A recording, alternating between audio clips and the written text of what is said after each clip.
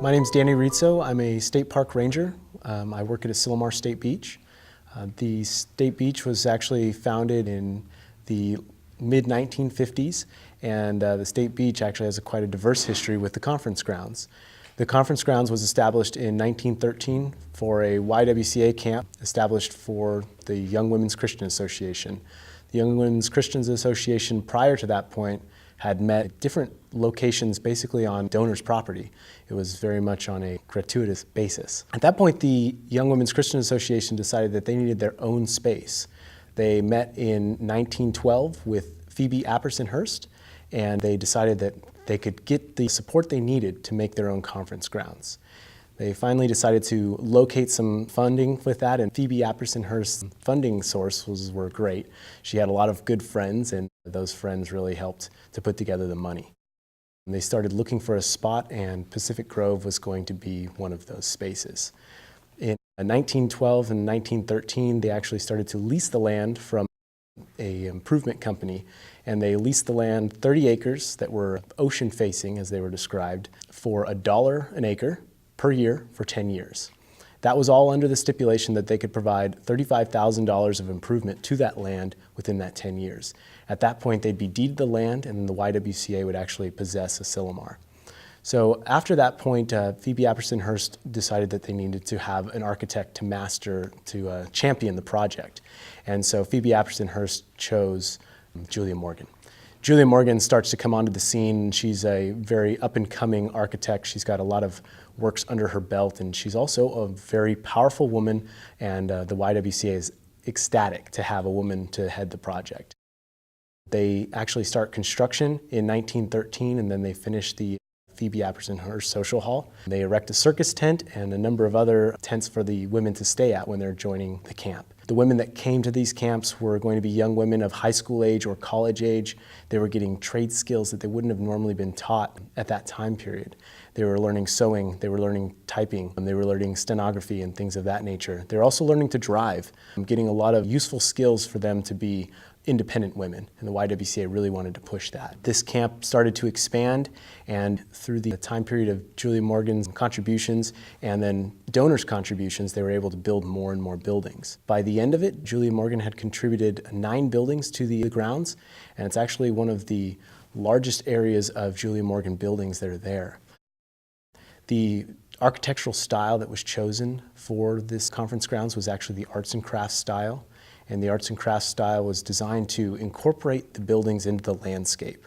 They were supposed to be seamless, they should blend. And the idea was that the architecture should actually bring out the soul of a person when they were staying on grounds. And the YWCA really saw that as their mission, is to change people's lives, not only physically, but also mentally. The YWCA held this up until about 1935, and then they started to hit hard times. And the hard times were hit by, for economic reasons as well as support reasons.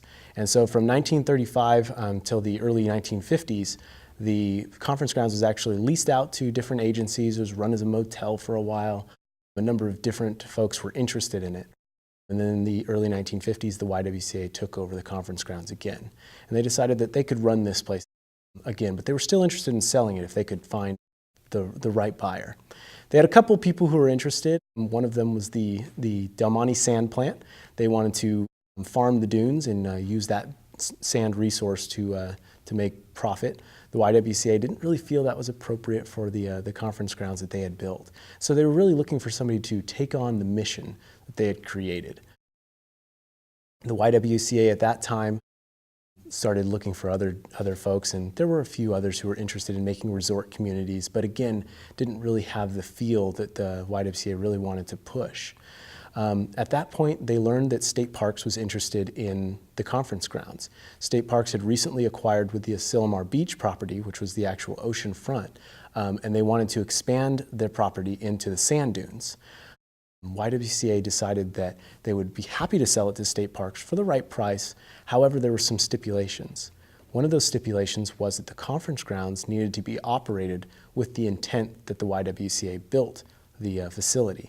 And so the conference grounds facility was actually a major negotiation in the sand dune project that state parks was really interested in, which was that natural resource. What we inherited was a cultural resource. For $350,000, the state park actually bought the property, and that happened in 1956. So in 1956, California State Parks takes over the property, and it's one of those moments in history that nobody really saw coming. The Asilomar Conference Grounds is a hotel by all regards, and California State Parks actually had some stipulations to run the hotel. One of them was that no general fund monies could actually be used to support that facility. And so that facility to date is still self-sustaining. And beyond just the facility itself, the actual dunes and beach area is self-sustaining as well. So with a concession contract, two organizations with California State Parks and the current concessionaire actually work together, and they can create what we now have. The sand dune complex was one of the goals of California State Parks, and when the money finally was available in 1984, they decided it was time for a restoration.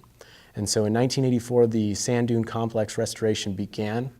At that point, it was a virtual wasteland, a flattened out sand dune that was covered by ice plant and non-native indigenous species. So the restoration project took place, and we have today a very healthy Pacific Grove dune ecology. For the past 20 plus years, we've been working to revamp that area. It took a lot of work removing the ice plant, fluffing up the dunes with bulldozers, stabilizing the soil with hydroseed, and then moving on to the planting of the indigenous species. So Asilomar State Beach still stands today, can be visited by anybody.